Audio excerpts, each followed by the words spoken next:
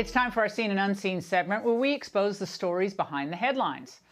For that, we turn to Raymond Arroyo, EWTN managing editor, author of The Spider Who Saved Christmas. Ray, Joe Biden rushing ahead of the courts and ruling out individuals he hopes are going to populate his administration. These have become daily events now. Yeah, very choreographed daily events, Laura. That is until Joe Biden takes the microphone. Here he is today naming retired Army General Lloyd Austin as Defense Secretary. He was a statesman representing our country with a skill at tables that I've sat with him, with foreign leaders, and I wondered whether or not he was from the State Department or from the Defense Department. Biden seems to be wondering where he's sending Austin right now. But at least he'll be at the, the tables, Laura. Yesterday was a similar scene. For Secretary of Health and Education Service, I nominated Javier Baccaria. Javier Becerra, excuse me. What, Laura? The Biden team, they're biting their nails to the nubs every time the man takes the microphone. I mean, you've got to know the name of the guy you're appointing. Did he say health, education, and welfare? What the heck did he say? It's a new that was agency, back in the 70s, wasn't it? That was the 70s. Yeah. He's having one of those moments where you go back decades. Well, throughout the campaign every day, Biden promises to bring healing, Raymond, to the country. This is our moment, ours together, to write a newer, bolder, more compassionate chapter in the life of the nation. Sounds trite to say it, but we're all in this together. You want Democrats and Republicans and independents to come together and work together.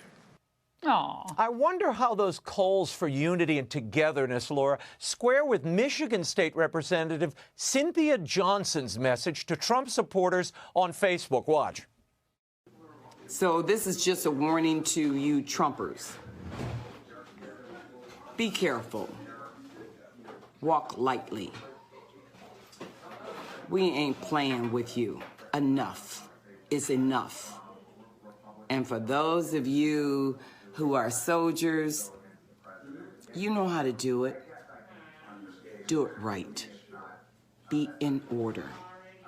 Make them pay. Should be a lot of fun at a party.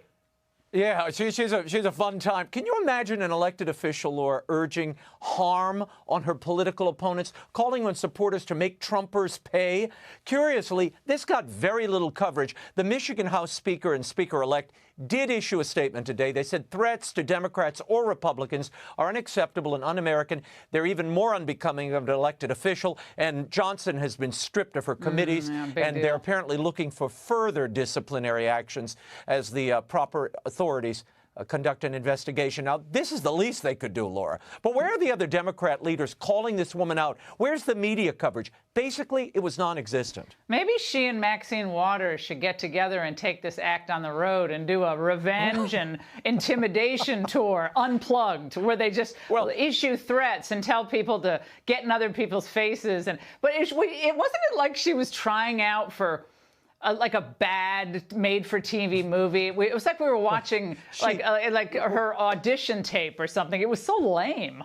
Well, Laura, she wraps up in December. That's the end of her term. I'm thinking maybe Biden could appoint her as Secretary of Cross-Aisle Relations. It could be a whole new career for Congresswoman Johnson. We'll see. Yeah. I'm sure there's a place for her. She'll be good at the table, throwing the tables. I'm sure there's a place for her in the Biden administration with all of this togetherness, love, and harmony, peace, and, peace out, Raymond. This is unbelievable. Of course. Bye. All right, Raymond, thanks so much.